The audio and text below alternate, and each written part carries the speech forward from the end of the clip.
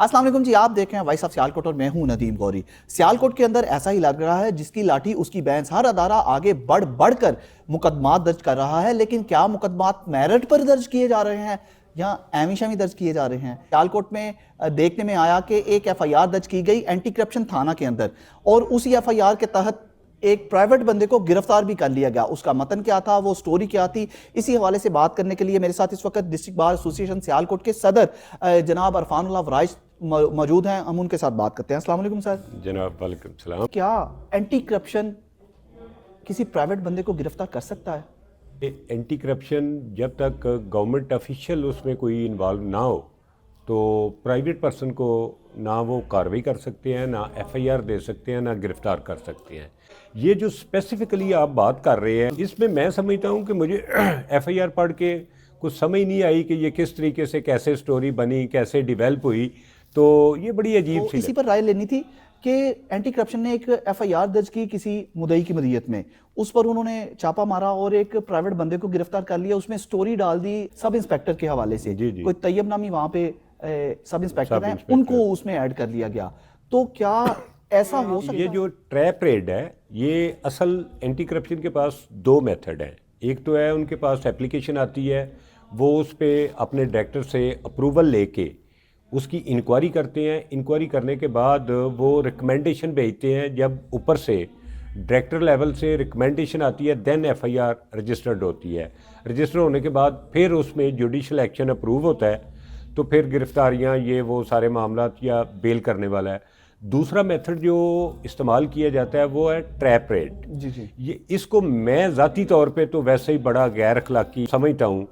पहले तो है रिश्वत देने और लेने वाला दोनों दोज़खी हैं। देने वाला गया है, देने वाला और लेने वाला दोनों दोज़खी हैं। तो एफआईआर में मुल्जम तो जो ले रहा है वो तो मुल्जम हो गया, जो देने वाला है वो मुल्जम नहीं होता सर? नहीं, उसमें असूली तौर पे तो मुल्जम होना चाहिए, लेकिन वो एक जुमला लिख लिया जाता है उसको लीगलाइज करने के लिए। वो मुझसे रिश्वत मांग रहा है, मैं देना नहीं चाहता। ठीक है। ये वाला लफ्ज इस्तेमाल करके उसको उस एम्बिट से बाहर निकाल लिया जाता है। होना ये चाहिए कि वो पैसे जो गवर्नमेंट ऑफिशियल है उसने मांगे हूँ, उसको दिए जाएं, उससे बरामद हूँ। 5247 जो दफ़ा कहते हैं, जिसको ऐड करके ये जुरिस्डिक्शन लेते हैं, तो वो उससे बरामद होने चाहिए थे वो मामला।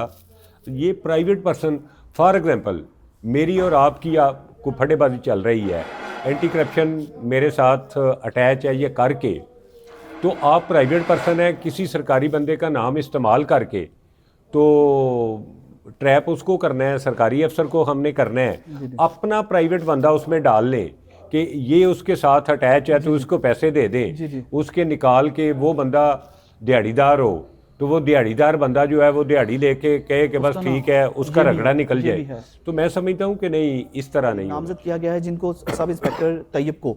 उनसे मेरी बात हुई तो उनका कहना था, मेरा हल्फन, मेरा इस मामले में किसी किस्म का भी कोई भी, मुझ पर सिर्फ इल्ज़ाम तराशी की गई है, इसका हकीकत से कोई भी ताल्लुक नहीं है। इसके साथ साथ हमने मुदई से भी राब्ता करने की कोशिश की, लेकिन उनसे अनफॉर्चुनेटली हमारा राब्ता नहीं हो सका कि हम पूछेंगे भाई कितनी कुछ सच्चाई है, आप भी हमारे साथ बात कर लें। तो कोशिश करेंगे कि हम उनसे भी, उनका भी मौक़िफ़ लें। अगर एंटी करप्शन वाले भी अपना मौक़िफ़ ऐड करवाना चाहते हैं तो हम ज़रूर उनका भी मौक़िफ़ लेंगे। लेकिन कानूनी राय जानने के लिए आपके पास हाजिर हुए थे। मतलब कानून यही कहता है कि आप एम वाली बात नहीं होनी चाहिए।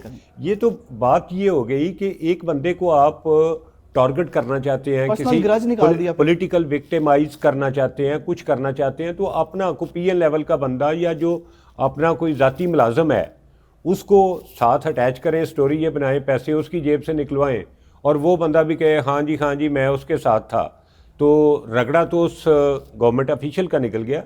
ये ट्रैप रेड वाला अगर मामला करना है तो उस पैसे उस सरकारी मुलाजम की कस्टडी से बरामद होने चाहिए। जी सर, एक्चुअली हमारे माशरे का ये, जहां पे पुलिस का नाम आएगा रिश्वत उसके साथ जोड़ दी जाएगी कि यार वाकई इसने कुछ ना कुछ किया होगा। गुज़िश्ता अदवार की अगर बात की जाए तो सीओ एंटी करप्शन थे मलक नदीम मुनव्वर।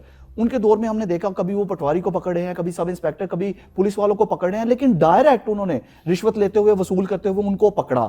लेकिन इस मामले में मुझे समझ नहीं आई, क्योंकि ये मामला है यूनिक सा मामला था, हमारी नजर से पहले गुजरा नहीं, इसलिए मैंने कहा आपसे कानूनी राय ली जाए। बंदा प्राइवेट पकड़ा जा रहा है और एफआईआर एंटी करप्शन दे रही है, तो ये अगर रिश्वत मांग रहा है तो डायरेक्ट उस पे तो, या फिर इस मैटर पे एप्लीकेशन आती तो इंक्वायरी करके जो उनका प्रोसीजर है इंक्वायरी करे, उसमें गिल्टी साबित करे। ये बाज़ औक़ात ना लोग विक्टिमाइज करने के लिए, आपने कोई काम किसी को कहा होता है वो नहीं करता तो वो एक ग्रज रख के वो टारगेट किया जाता है, या कोई पॉलिटिकल मामलात होते हैं और ख़ानदानी दुश्मनियाँ होती हैं, किसी को डिग्रेड करना मकसूद होता है। इस तरह के एलिमेंट्स को भी मद्देनज़र रखना चाहिए। अच्छा सर, यहाँ पे अगर एंटी करप्शन के अफसर की ने कोई गफलत बरती है इस मामले में, अगर उन्होंने इंक्वायरी नहीं की या किसी किस्म का कोई झोंक मारी है कहीं पे, किसी को फेवर दे दिया है, तो फिर जफ़र चट्टा साहब हैं जो एंटी करप्शन के डायरेक्टर भी हैं, ये शायद सीसीडी वाले जी जी, तो उनको चाहिए कि इधर भी नजरसानी की जाए, एंटी करप्शन पर भी अपना लोगों को भी देखा जाए। यकीनन इस मामले की इंक्वायरी तो होनी है। जब साइंटिफिक तरीके से तफ्तीश की जाती है तो मेरे और आपके रिलेशन को साबित करने के लिए मेरे और आपके मोबाइल की लोकेशन ली जाए तो ये इजी हो जाएगा कि हम कितना टाइम इकट्ठे रहे, कॉलिंग है मेरी और आपकी या कितना, वो साइंटिफिक है। अवेयरनेस के लिए ये प्रोग्राम था ताकि